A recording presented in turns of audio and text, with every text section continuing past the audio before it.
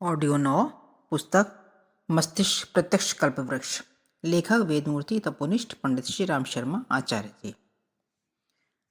जन्य संकट का सामयिक उपचार नशीली औषधियों से किया जाए अथवा विद्युत संचार से। इस विवाद में विद्युत उपचारकों का पलड़ा भारी पड़ता है, क्योंकि इससे नशीली वस्तुओं के विष प्रभाव का खतरा नहीं है। साथ ही मस्तिष्क को जकड़ने की अपेक्षा संज्ञा शून्य करने में विश्राम भी अधिक गहरा मिलता है।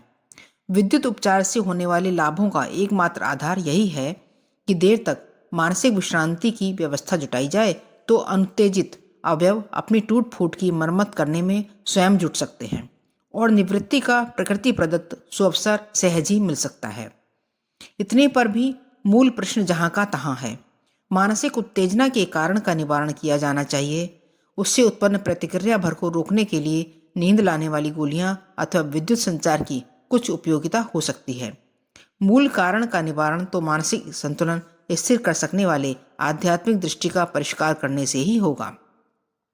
जीवन को हंसते खेलते खिलाड़ी की भावना से जीने और सफलताओं को अधिक महत्व देते हुए अपनी प्रसन्नता का केंद्र बिंदु कर्तव्य पालन करने तक सीमित बनाकर कोई भी व्यक्ति विक्षोभों से बच सकता है और मानसिक संतुलन स्थिर रख सकता है।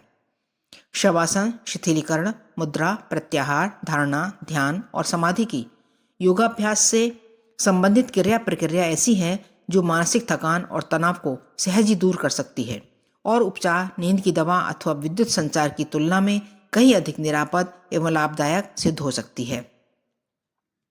शीर्षक: निराशा और थकान। मनोविज्ञानी C.G. जुंग ने अपनी पुस्तक modern man in search of soul में रोगग्रस्तों की चर्चा करते हुए लिखा है, उनमें से अधिकांश ऐसे होते हैं जिन्होंने अपने उज्जवल भविष्य पर से भरोसा खो दिया है। इन्हें किसी भी चिकित्सा द्वारा स्थायी रूप से अच्छा कर सकना कठिन है। एक के बाद दूसरे मर्ज पर उन पर हावी होते ही रहते हैं। रोग मुक्त केवल उन्हें ही किया जा सकता है जिन्होंने अपने खोए विश्वास को पुनः वापस लौटाने में सफलता प्राप्त कर ली।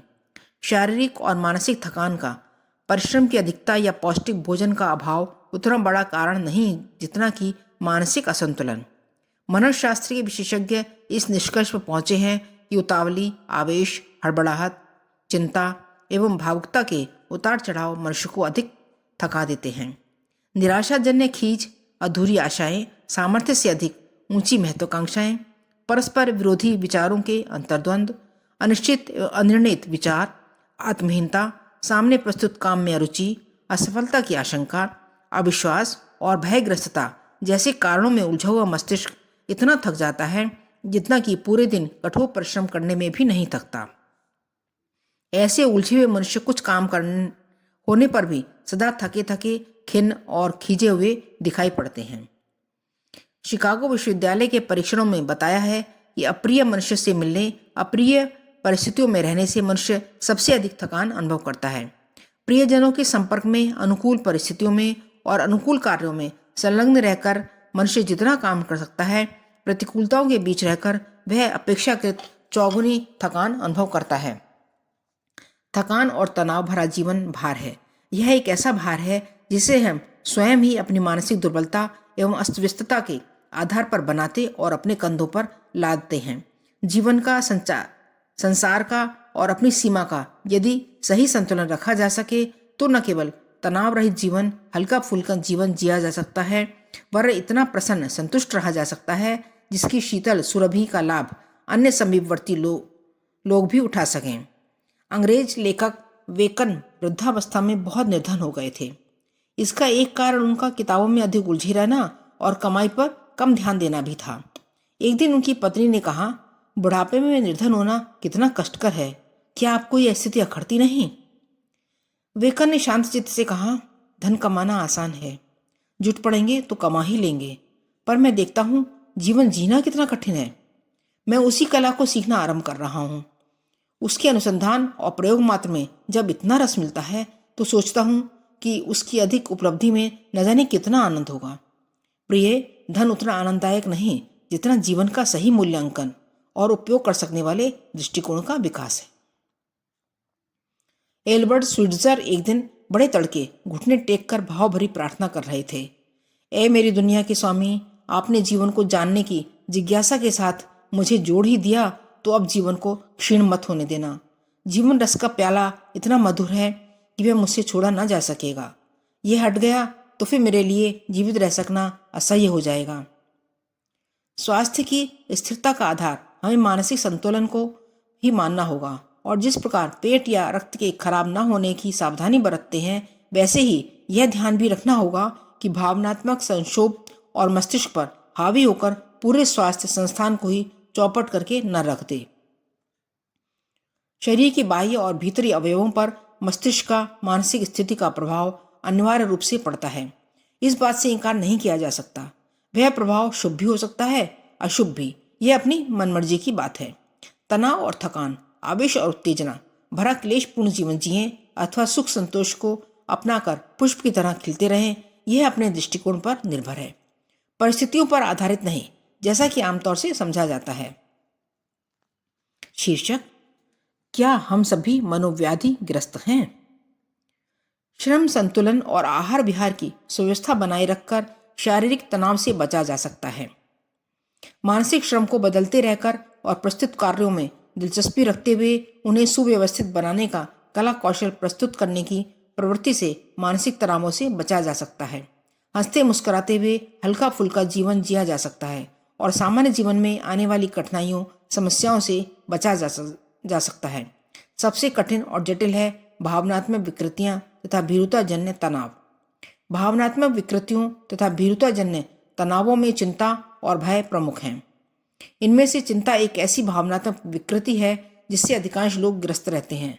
अधिकांश व्यक्ति अधिकतर समय किसी न किसी चिंता के तनाव से व्यग्र, बेचैन रहते और तड़पते रहते हैं। चिंता सदा बड़ी या विशेष बातों को ही लेकर नहीं होती। कई बार तो बहुत ही मामूली छोटी छोटी बातों को लेकर लोग चिंता पालते रहते हैं। मन तो है जैसा अभ्यास डाल लिया जाए, बेचारा वफादार नौकर की तरह वैसा ही आचरण करने लगता है। जब अपनी चिंता नहीं होती तो पड़ोसियों के व्यवहार विश्लेषण और छिद्रान्वेषण द्वारा चिंता के नए नए आधार ढूंढ निकाले जाते हैं, या फिर समाज के बिगड़े जाने, लोगों में भ्रष्टाचार फैल जाने, खाद्य पदार्थों में मिलावट की प्रवृत्ति बढ़ने, दो लड़के लड़कियों द्वारा अंतरजातीय प्रेम विवाह कर लेने, मोहल्ले की किसी बारात की व्यवस्था ठीक न होने, किसी नवविवाहित दंपत्ति का पेयर ठीक न होने आदि की गंभीर चिंताएं प्रसन्नता और एकाग्रता को चाट जाने के लिए पर्याप्त ही सिद्ध होती हैं। मोटर में बैठे हैं तो चिंता लगी है कि मोटर के सामने से आ रहे किसी ट्रक या बस की भिड़ंत न हो जाए अथवा चालक निद्राग्रस्त न हो जाए। वायुयान में जा रहे हैं तो चिंता हो गई कि कहीं यह विमान सहसा नीचे न गिर जाए। धर्मपत्नी किसी से सहज सौम्य वार्तालाप कर रही है तो पति महोदय को चिंता हो गई है कि कहीं यह व्यक्ति इस वार्तालाप को अपने परिचितों के बीच गलत रूप से न प्रचारित करे, या कि कहीं उससे मेरी बुराई न करती हो अकेले में। कहीं धर्मपत्नी स्वभाव से मितभाषी हुई तो चिंता है कि लोग इसे मूर्ख या घमंडी न समझ बैठे। इसी तरह पति महोदय कार्यालय से देर से आए तो पत्नी चिंतित है कहीं मेरे प्रति इनका प्रेम घट तो नहीं रहा। ऐसे लोग हैं जिन्हें इनके परिचित यदि व्यस्तता में या कि अन्यत्र ध्यान दिए होने के कारण किसी दिन नमस्कार करना भूल जाएं तो उन्हें चिंता होने लगती है कि कहीं मेरे प्रति इसकी भावना तो परिवर्तित नहीं हो गई है। तो चिंता एक काल्पनिक उड़ान मात्र, किंतु व्यक्ति उसे यथार्थ की तरह मानकर तनाव और भय से भर उठते हैं। यह बैठे ठाले अपने शरीर संस्थान को एक अनावश्यक श्रम में जुटा देने तथा कष्ट में फंसा देने वाली क्रिया है। इसके परिणाम स्वरूप सर्वप्रथम होता है अपच, क्योंकि उदर संस्थान स्वाभाविक गति से कार्य नहीं कर पाता। फिर अनिद्रा, सिरदर्द, सर्दी, जुकाम आदि का जो क्रम आरंभ होता है वह हृदय रोग तक पहुंचकर दम लेता है। मनन शक्ति की अपव्यय से एकाग्रता और मनोबल का ह्रास होता है। स्मरण शक्ति शिथिल होती जाती है और जीवन में विषाद ही छाया रहता है।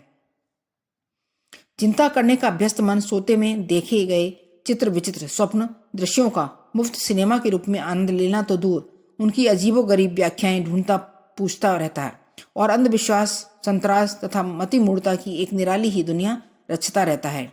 वह हताश और भयभीत रहता है तथा अपनी वास्तविक क्षमता का एक बड़ा अंश अनायास ही गंवा बैठता है।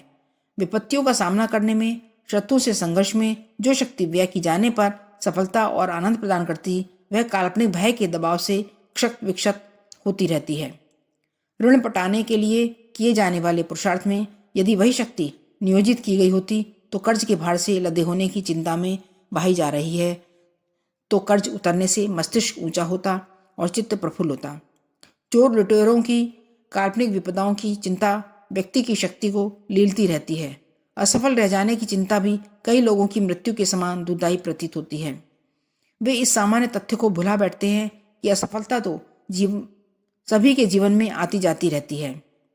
अपने दुराचरण और अपराध पर तो ग्लानि स्वाभाविक है, पर उसकी भी चिंता करते रहने से मन क्षेत्र में कुंठा और विषाद की ही वृद्धि होगी।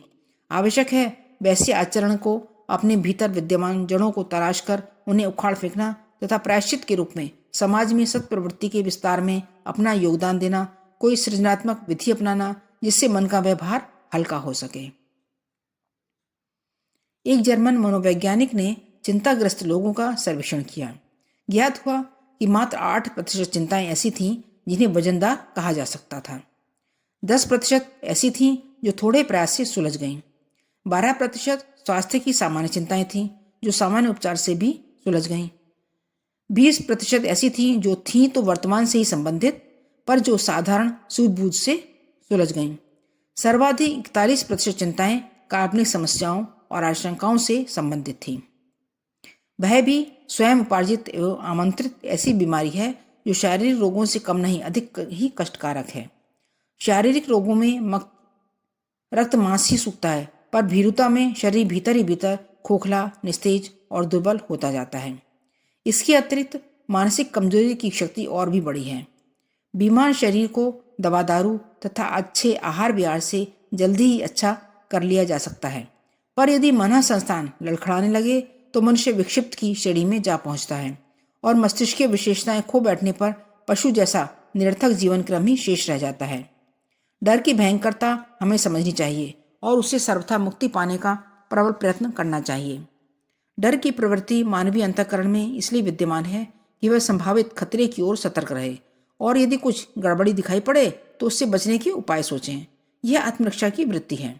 जहाँ तक उसका औचित्य एवं उपयोग हो वहाँ तक अपनाया जाना ठीक है। आग जल रही है, उससे दूर रहें, कपड़े संभालें, उसकी चिंगारियाँ कोई दुर्घटना पैदा न करें, यह सतर्कता रखना ठीक है।